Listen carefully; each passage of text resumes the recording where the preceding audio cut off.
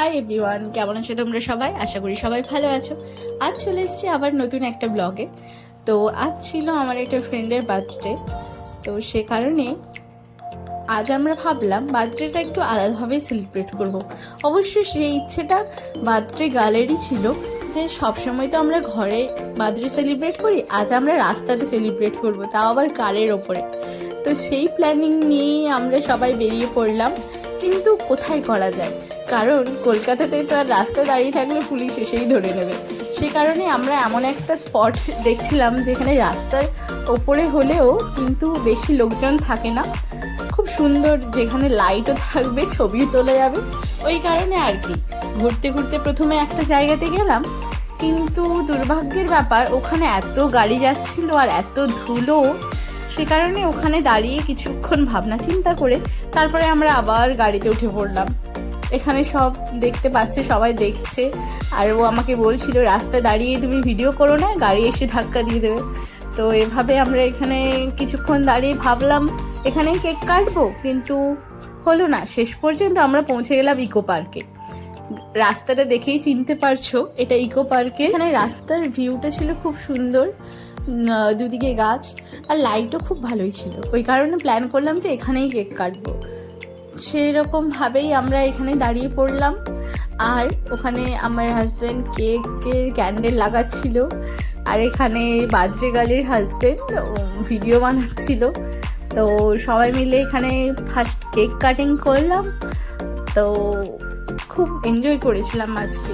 আর তোমরা গলা শুনেই বুঝতে পারছো আমার ঠান্ডা লেগে গেছে, ওই কারণে একটু গলাটা বসে আছে।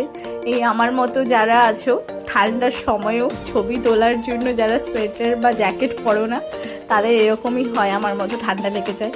তো এখন ঠান্ডা পড়ছে খুব, সবাই সাবধানে থেকো। তো আমরা সবাই মিলে কেক কাটিং করলাম, তারপরে আর কি কেকটা খেয়ে বেরিয়ে পড়লাম। এরপর তো আবার ডিনার করতে হবে, সে কারণে আমরা পাশের একটা রেস্টুরেন্টেই গেছিলাম। আচ্ছা দাঁড়াও, এখনো তো আরেকটা জিনিস শেয়ার করা হলো না। এই তো কেক খাওয়া হলো, এখনো গিফট দেওয়ার পালাটা তো হয়নি। এই যে দেখো এখানে আরেকজন গাড়ির ওপরে উঠে ভিডিও বানাচ্ছে, মানে একেবারে পাক্কা ফটোগ্রাফারের মতো। তারপরে হলো গিফট দেওয়ার পালা। ও তো জানতো না, ওর জন্য ওর হাজব্যান্ড আইফোন এনেছিল, আইফোন 15। তো দেখে তো অবাক হয়ে গেছে। গিফট দেওয়া কমপ্লিট, এরপরে হলো পেট পুজোর পালা। তো আমরা সে কারণে পৌঁছে গেলাম পাশের একটা রেস্টুরেন্টে, হ্যাংলা থেরিয়ামের ভিডিও আমি আগেও শেয়ার করেছি। অ্যান্ড ফুড কোয়ালিটি এখানে নিঃসন্দেহে খুব ভালো। এই যে দেখুন দুজন আগে থেকে গিয়ে বসে পড়েছে, মেনু কার্ড দেখা স্টার্ট করেছে। দুই বন্ধুর চিন্তা হচ্ছে কি অর্ডার করা যায়, সেই কারণেই ওই মেনু কার্ড নিয়ে চিন্তায় মগ্ন দুই ফ্রেন্ড, দেখো। আর আমি এখানে বসে বসে ফটো তুলে যাচ্ছি। তারপরে আমরা অনেক কিছু অর্ডার করেছিলাম, সেগুলো ভিডিও যদিও করা নেই, কয়েকটা খাবারের ভিডিও করা আছে। তো এইসব খাওয়া দাওয়া কমপ্লিট করে, ডিনার কমপ্লিট করে আমরা চলে এলাম আমাদের বাড়িতে। ওরা আমাদেরকে নামিয়ে দিয়ে চলে গেল টাটা বাই বাই করে। তো এই ছিল আজকের ব্লগ। ভিডিওটি ভালো লাগলে আমাকে সবাই কমেন্টে জানিও। সবাই খুব ভালো থেকো, দেখা হচ্ছে পরের কোনো ভিডিও।